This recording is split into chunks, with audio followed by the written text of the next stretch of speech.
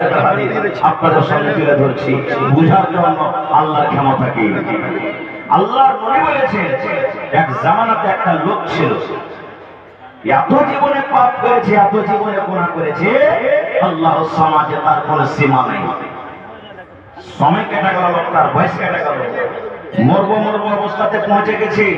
লোকটা হয়তো এখন দুনিয়া থেকে চলে যাবে। এরকম টাইমে আমার কয়েকটা ছেলেরা ছিল, সমস্ত ছেলেরাকে ডাক দিয়ে বাঞ্জরা বসে বলছে, বাবা রে, আমার ধনের অপরিবার টুকরা সন্তানেরা শোন, আমি যখন মরে যাব আমার লাশটাকে তোরা দফন করিস রে ধন, আমার লাশটাকে দফন করিস তোরা। ছেলেরা বলছে, আব্বা কেন দফন করবো না, আব্বাজি কেন দফন করবো না, লাশটার সাথে তাহলে কি করবো? লোকটা বলছে, আমার লাশটাকে তোরা খবরদার দফন করবি না রে বেটা, আমার লাশটাকে তোরা দফন করবি না। ছেলেরা বলছে, আব্বা কি করবো তাইলে? দয়ার নবী বলেছেন, লোকটা বলেন, বেটা রে,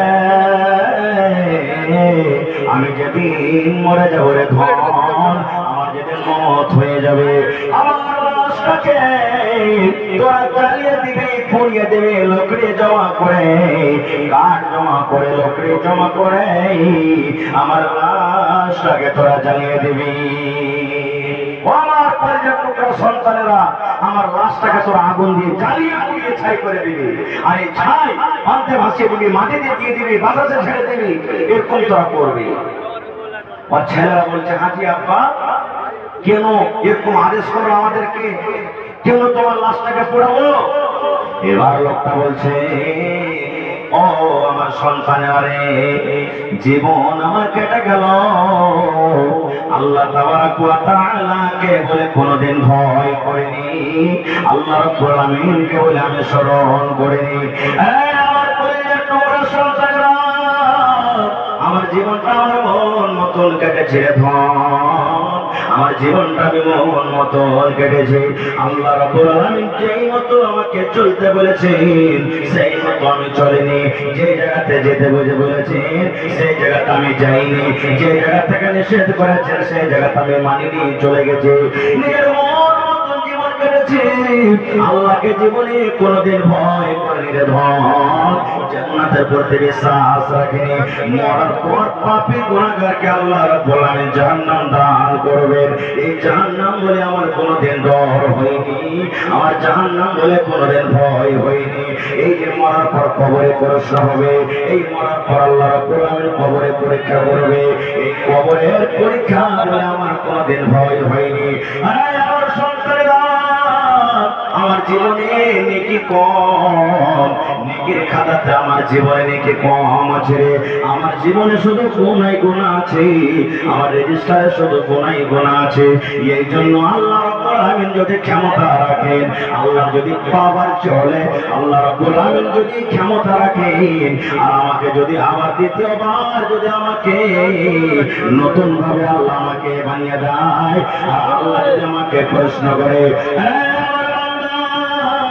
তোমার ছেলেকে তুমি এরকম কাজের কেন আদেশ করেছিলে, তাহলে আল্লাহ রাব্বুল আলামিনের সামনে আমি জবাব দিতে পারবো না। আল্লাহ যদি আমাকে বলে, বান্দা রে, তোমার জীবনটা কেটে গেল, তোমার জীবনের হিসাবটা আমাকে দিয়ে দাও, আল্লাহ রাব্বুল আলামিন যদি আমাকে ক্ষমতা রেখে যদি আমাকে জীবিত করে দেন, আর আমাকে যদি পরীক্ষা আমার চালু হয়ে যায়, হিসাবটা চালু হয়ে যায়, আমি আল্লাহর সামনে হিসাব দিতে পারবো না। এই জন্য ধনরে আমাকে জ্বালিয়ে দিবি, পুড়িয়ে দিবি, ছাই করে দিবি, যেন আমার আল্লাহ আমাকে খুঁজে না পায়। আপনারা বলেন তো, যদি লোকটাকে জ্বালিয়ে দেওয়া হয়, আল্লাহকে জীবিত করার ক্ষমতা রাখেন না? জোরে বলে রাখেন না? রাখেন না? আরো জোরে বলে রাখে। এই বিশ্বাস আমাদের আছে না নেই? আছে। ঠিক লোকটা যখন মরলো, তার কথা মতো তার লাশটাকে জ্বালিয়ে দেওয়া হলো, হয়তো পানিতে বসিয়ে দেওয়া হলো, মাটিতে পুঁতে দেওয়া হলো, বাতাসে ছেঁকে দেওয়া হলো, ছেলেরা বাড়ির দিকে রওনা হয়েছে। আল্লাহ রাব্বুল আলামিন পানিকে ডাকতে বলছেন, ও পানি। আল্লাহ মাটিকে ডাকতে বলছেন, মাটি রে। আল্লাহ রাব্বুল আলামিন বাতাসকে ডাকতে বলছেন, ও বাতাস। বলেন এগুলা কার হুকুমে চলে? এগুলা কার আদেশে চলে? আল্লাহ তাবারক ওয়া তাআলার আদেশে চলে। তারা আল্লাহর কথা শুনতে পায় না? আল্লাহ তাবারক ওয়া তাআলার কথা তারা মানে কি মানে না? জোরে বলেন, একটু জোরে বলেন ভাই, তারা মানে কি মানে না? মানে আল্লাহুস সামাদ।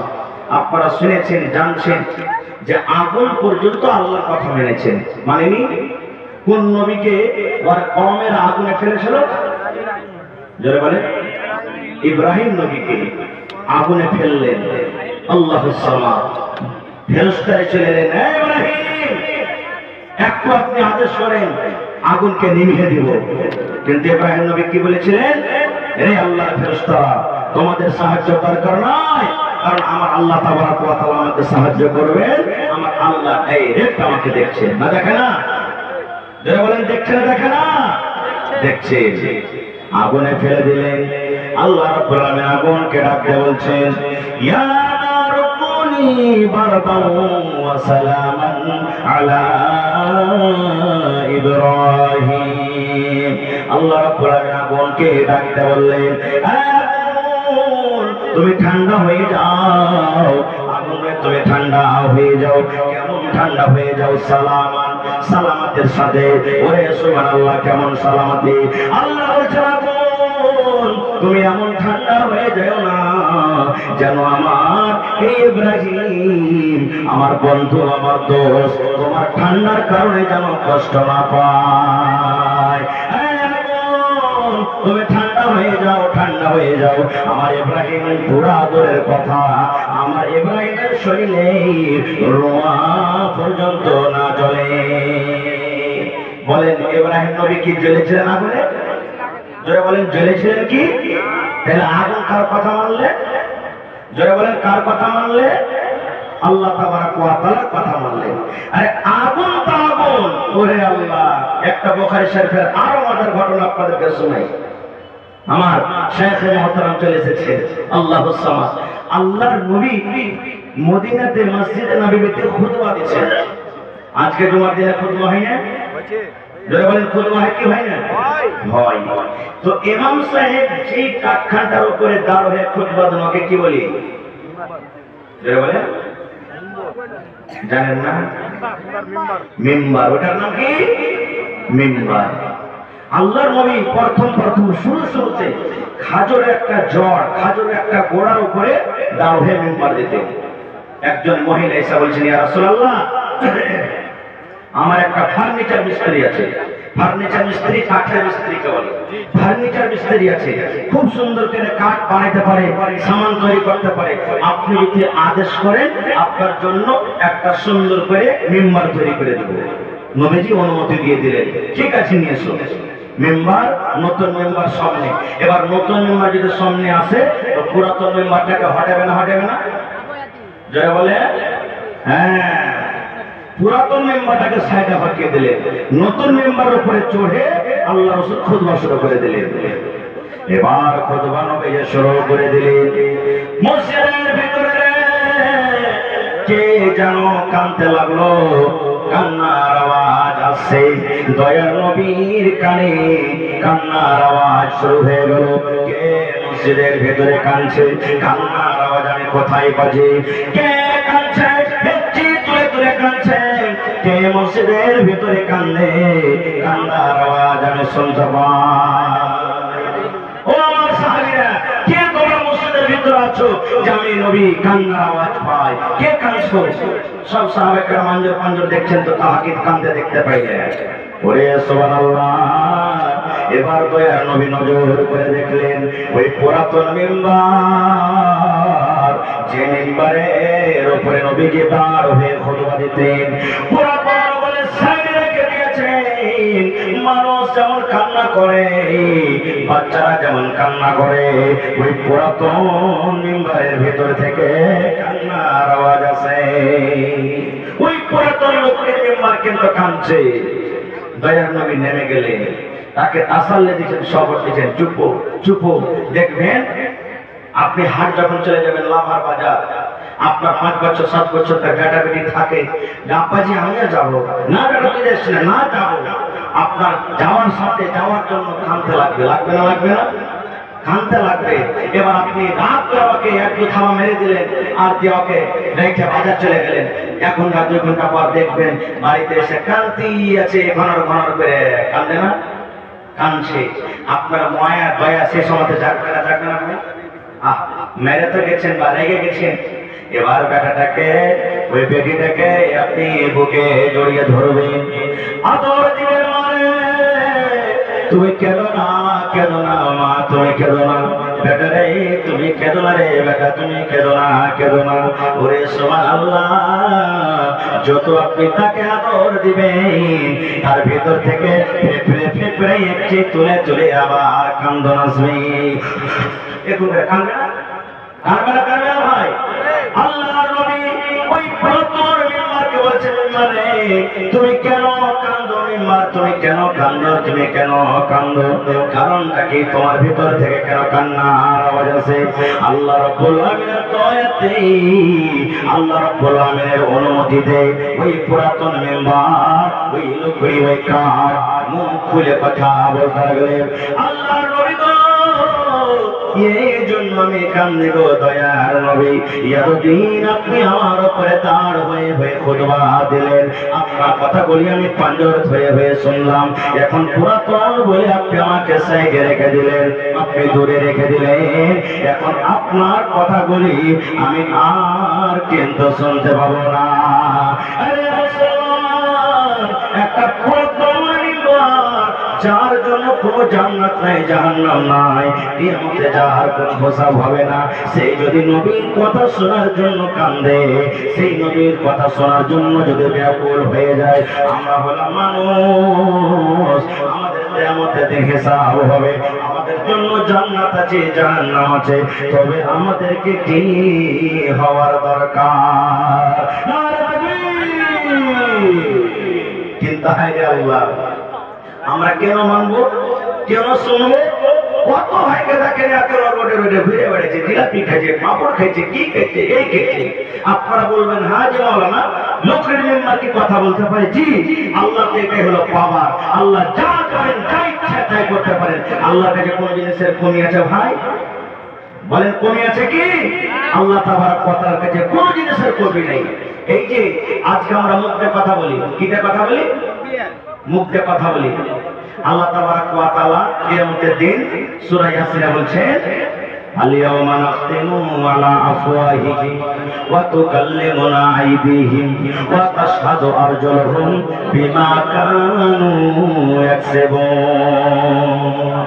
আচ্ছা বলেন তো, আপনার বাড়িতে একটা গাই আছে আর ওর বাচ্চা আছে 1 মাসে, বাচ্চা যেন দুধ না খাইলে ছিটে, তখন ওর মুখে আমরা কি দিই? এটা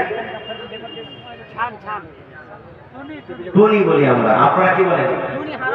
টুনি বলেন নাকি?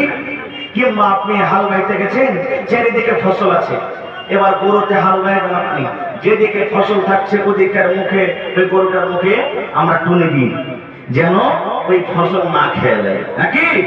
ওরে সুবহানাল্লাহ, আল্লাহ তাআলা কিয়ামতের দিন এই মানুষকে সওয়াল করবে, প্রশ্ন করবে, হিসাবে কাঠ ভরাতে আল্লাহ দাঁড় করাইয়ে দেবেন। মানুষ যেন মুখে মিথ্যা কথা না বলতে পারে, মানুষের কাজ হলো মিথ্যা কথা, মিথ্যা কথা বলবে। আল্লাহ রাব্বুল আলামিন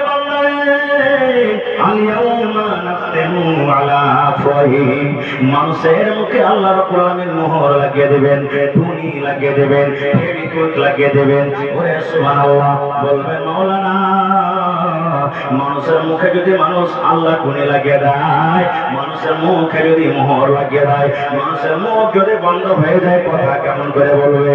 আল্লাহ তাআলার কথা হাত দিবে, হাতে বল, বল হাত বল, দুনিয়াতে আমি তোকে ক্ষমতা দিনে, শক্তি দিনে হাত, তুই দুনিয়াটা কথা বলবে। আজকে আমি আল্লাহ আদেশ করি, অর্ডার করি, হাতে আমার সামনে কথা বল, হাত বল। এবার হাত জীবনের সব কিছু বলে দিবে, পটপট পটপট করে হাত বলবে। অর্থাৎ সাধু আর জলহুম ফাতোয়া দিয়ে দেবে। আল্লাহ হাত যা বলছে সত্য বলছে, আল্লাহ হাত যা বলছে সত্য বলছে, আল্লাহ হাত যা বলছে সত্য বলছে। বিমা কানু ইয়াকসিবুন, যা দুনিয়াতে করব ভবে সব হাত পা গাওয়া দিয়ে দেবে। তাইলে ভাই আল্লাহ খবর দেখেন, মুখের কথা কিয়ামতের দিন হাত পা আল্লাহর সামনে যারা বলে কথা বলবে। ভাই মুসলমান, তাহলে আল্লাহ তাবারক ওয়া তাআলা এই পৃথিবীতে আল্লাহ তাবারক ওয়া তাআলা নিজের বাবা, নিজের মার্তবা, নিজের বড়াই অনেক দিয়ে গেছেন। তার মধ্যে এই যে আমরা দেখতে পাই, মাশাআল্লাহ ভাই আমার, আল্লাহ তাবারক ওয়া তাআলা 4 প্রকারে মানুষকে তৈরি করেছেন। কয় প্রকারে? 4 প্রকারে আল্লাহ তাবারক ওয়া তাআলা একজন মানুষ তৈরি করেছেন যার মাও নাই, বাপও নাই। তার নাম কি বলে? আদম আলাইহিস সালাম। আল্লাহ তাবারক ওয়া তাআলা একজন মানুষ তৈরি করেছেন আল্লাহুস সামাদ। এই পুরুষ হযরত আদম আলাইহিস সালামের হৃদয়ের কেড়া হাড্ডি থেকে আল্লাহ তাবারক ওয়া তাআলা মা হাওয়াকে তৈরি করেছেন। আল্লাহুস সামাদ 2 প্রকার হলো, একজনের মাও নাই, বাপও নাই, আর একজনের ধরেন যে বাপ আছে তো মা নেই। 3 নম্বরে আল্লাহ তাবারক ওয়া তাআলা মানুষ তৈরি করেছেন মাও আছে, বাবাও আছে, যেমন হলো আমরা। আল্লাহ তাবারক ওয়া তাআলা একজন মানুষকে তৈরি করেছেন যার বাপ নাই কিন্তু মা আছে শুধু। মার পেট থেকে দুনিয়াতে এসেছেন, মা আছেন কিন্তু আব্বা নাই। বলবেন হ্যাঁ, এটা কেমন কথা? বিনা বাপে কি সন্তান হয়? জি, এটা তো আল্লাহর ক্ষমতা, এটা তো আল্লাহর বাবা। আল্লাহ তাবারক ওয়া তাআলা যা ইচ্ছা করেন সবকিছু হয়। কেমন করে হলো? হযরত আদম আলাইহিস সালাম কেমন করে জন্ম নিলেন? আল্লাহ তাআলা তাকে তৈরি করলেন। মা হাওয়া কেমন হয়ে আল্লাহ তাবারক ওয়া তাআলা মা হাওয়াকে জন্ম দিলেন? আজকে আমরা এই ছেলে মেয়ে যে দুনিয়াতে এসেছি, হাসি হাসবে, স্বামী স্ত্রীর মিলনে কিভাবে হয়? আল্লাহুস সামাদ। এই যে দুনিয়াতে বিনা বাপে শুধু মা আছে, যার নাম হলো ঈসা আলাইহিস সালাম। সেই ঈসা নবী দুনিয়াতে কিভাবে এলেন, কেমন ভাবে আল্লাহ তাবারক ওয়া তাআলা নিজের বাবা, নিজের মার্তবা, আল্লাহ নিজের কুদরত দিয়ে তাকে বানালেন। যদি সময় পাই আবার কোনদিন বলবো ও ভাই মুসলমান। তবে আল্লাহ তাবারক ওয়া তাআলা হলেন ইয়ার। আল্লাহ তাবারক ওয়া তাআলা জান্নাত জাহান্নাম সত্য, সবথেকে বড় দুশমন হলো আমাদের শয়তান। আর আল্লাহ তাবারক ওয়া তাআলা বলছেন যে তোমাদের জন্য শয়তান হলো প্রকাশ্য খোলা দুশমন। এই জন্য তোমরা ওই দুশমন থেকে তোমরা বেঁচে থাকো, দূরে থাকো। যা বলবে সেটা করিও না, ওর পথে তোমরা চলিও না, ওর কথা তোমরা মানিও না। যে কাজ কারোর আদেশ করবে ওর কথা তোমরা খবরদার জীবনে কিন্তু শুনিও না। ভাই মুসলমান, তবে আল্লাহ তাবারক ওয়া তাআলাকে জানতে গেলে, আল্লাহ তাবারক ওয়া তাআলাকে মানতে গেলে, আল্লাহর নবীকে জানতে গেলে মাদ্রাসার দরকার আছে। মাদ্রাসার দরকার নেই? আমরা একটা কথা এখানে পয়েন্টের কথা বলে দিই। মক্কা নগরে আমার নবী, আপনার নবী জন্ম নিয়েছেন। নবীজি যখন জন্ম নেন ওই টাইমে, ওই সমাজে মক্কার অবস্থা এমন, পৃথিবীতে কোনো এমন পাপ, কোনো এমন গুনাহ ছিল না যে মক্কার মানুষরা করতো না।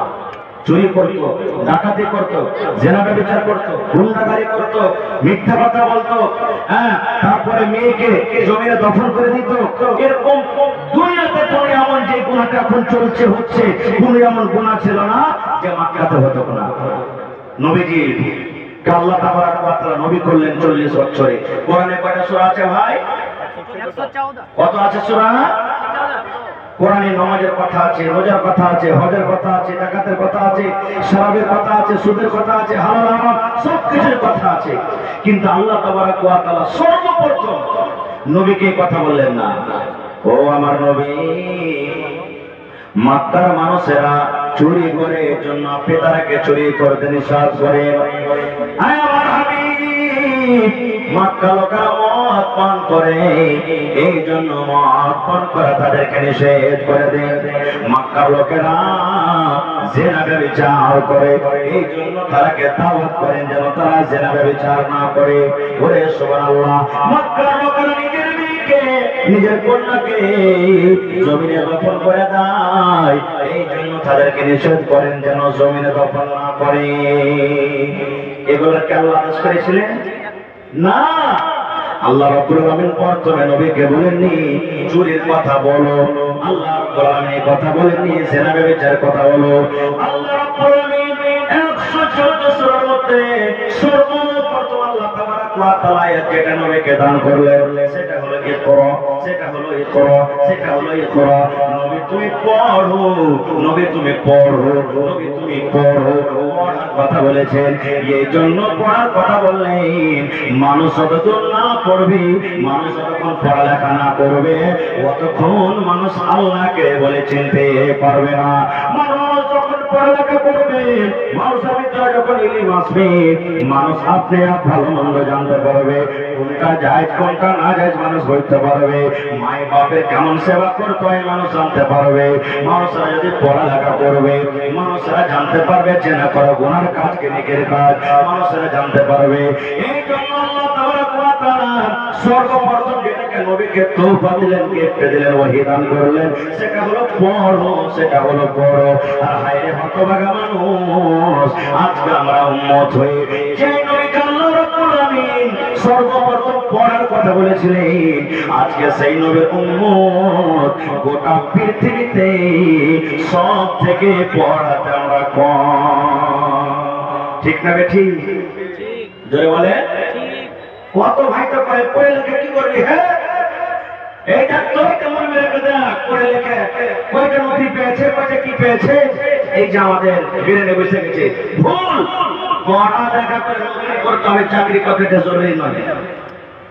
আল্লাহ রাসূল পড়ালেখা করেছিলেন, আল্লাহ তাকে তালিম দিয়েছিলেন, সাহাবায়ে কেরাম পড়েছিলেন। আর পড়ার মান তারা কত করতেন জানেন? বুখারী শরীফের একটা খুব বড় লম্বা হাদিস আছে, হাদিসের একটু টুকরো আপনাদের সামনে বলছি। আল্লাহর নবীর শ্বশুর হযরত ওমর রাদিয়াল্লাহু তাআলা আনহু আর একজন আনসারী সাহাবী একদিন বসে গেলেন, বসে যাওয়ার পর বলছেন যে হারে ভাই, তুইও গরিব মানুষ, আমিও গরিব মানুষ রে ভাই, তুইও যদি না খাটিস তো খাইতে পাবি না, আমিও না খাটি তো খাইতে পাবি না। আর আল্লাহ নবীর কাছে তো ইলম শিখতে হবে, তো কি করবি রে ভাই? তখন ওরা বাড়ি বানাইছে। কি বাড়ি? ভাইরা তোমার বলছেন ভাই রে, আমি একদিন কাম কাজ করতে চলে যাবো রে ভাই, আর নবীর পাঞ্জরে তুই থাকবি রে ভাই। গোটাদিন কাম কাজ করে আমি যা পাবো সন্ধ্যাবেলাতে অর্ধেক তোকে দিয়ে দিব, অর্ধেক আমি বাড়িতে রাখবো। আর তুই নবীর পাঞ্জরে সারাদিন যা শিখবে আমাকে গোটা তুই আমাকে শিখিয়ে দিবি। তারপরের দিন আমি নবীর পাঞ্জরে থাকবো, ইলম শিখবো, তুই মাঠে কাম কাজ করতে চলে যাবি, আমি যা ইলম শিখবো সন্ধ্যাবেলাতে তোকে শিখিয়ে দিব। আর তুই কাজ করে যা পাবি আমার ছেলে মেয়ের জন্য হাফ, আর তোর ছেলে মেয়ের জন্য হাফ করে তুই বাড়িতে রাখবি। এটা হলো কি? আল্লাহ সাহাবায়ে কেরাম দেখেন বড় বড় ইলম শিখেছেন। আর যতটি লোক এখানে বসে আছেন, আমি যদি বলি ভাই এক রাকাত নামাজ পড়ে দেখা তো কেমন করে নামাজ পড়িতে হয়, হাবু কানা পারবে না পড়িতে। বড় হয়ে গেছে ইংলিশে, শিখতে পারি না, শরম লাগছে। ইলম শিখাতে জীবনে শরম করতে হবে না ভাই, ইলম শিখেন। আজকে আমার আপনার ছেলে মেয়েরা আমরা পড়িতে দিনে, যেমন 2 বছর 4 বছর 5 বছর 7 বছর হয়ে গেল, যা বেটা ঘাস কাটতে যা, যা বেটা এরকম কাজ করতে যা, যা বেটা দিল্লি চলে যা, যা বেটা পাটনা চলে যা। আমরা পড়ালেখা বাচ্চাকে করাই না, পড়ার মান সম্মান আমরা বুঝি না। ভাই মুসলমান, তবে এই কোরআন হলো আল্লাহ তাবারক ওয়া তাআলার পাক পবিত্র কিতাব। এই কোরআনকে যতক্ষণ আমরা না পড়বো আর কোরআনের মানা না বুঝবো, ততক্ষণ পর্যন্ত আল্লাহ কোরআনে কি বলেছেন আমরা বুঝতে পারবো ভাই?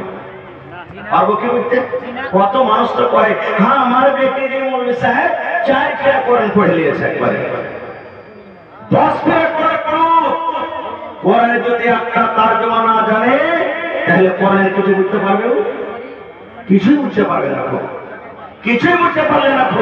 এই জন্য আপনি 5 ফিরা কোরআন পড়ার আপনার দরকার নেই, 5 আলহামদুলিল্লাহ পড়ে, কিন্তু কম করে 1 আয়াত 2 আয়াত 1 দিনে 2 দিনে 5 দিনে কম করে আপনি তারজমা পড়েন। মুখস্থ না করতে পারেন তো দেখে দেখে কম করে পড়েন যে আল্লাহ তাবারক ওয়া তাআলা কোরআনে কি বলছে।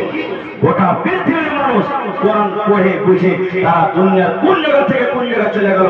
আর আল্লাহ তাবারক ওয়া তাআলা এত পবিত্র কোরআন আমাদেরকে দিয়েছেন, আর যে জায়গা আমরা সেই জায়গাতে না থেকে আরো তল দিকে আমরা চলে এলাম। ভাই মুসলমান, তবে যে জায়গা দান করেছেন আলহামদুলিল্লাহ, আপনাদেরকে আমি ধন্যবাদ জানাই। তবে ভাইরে, আমি শেষের বেলাতে আপনাদের কাছে এসেছি কোরআন কয় পারা আছে ভাই? কয় পারা আছে? এটা জানেন না? কয় পারা? 30 পারা কোরআন মাজিদ আছে। আল্লাহ তাবারক ওয়া তাআলা এই কোরআনের দাম দুনিয়ার কোন মানুষ দিতে পারবে না, একটা হরফেরও দাম দিতে পারবে না। পারবে কি? কেউ দুনিয়াতে এমন নেই যে আল্লাহ তাবারক ওয়া তাআলার কোরআনের দাম দিতে পারবে। তবে ছোট বড়, মা খালা ভাই বহিন, আমি সকলকে বলছি 30টা মানুষ 30 পারা কোরআন 1 টাকার 1000 আল্লাহ তাবারক ওয়া তাআলা এই কোরআনের জন্য কে দিতে পারবেন? আসেন তো ভাই একটু দেখি।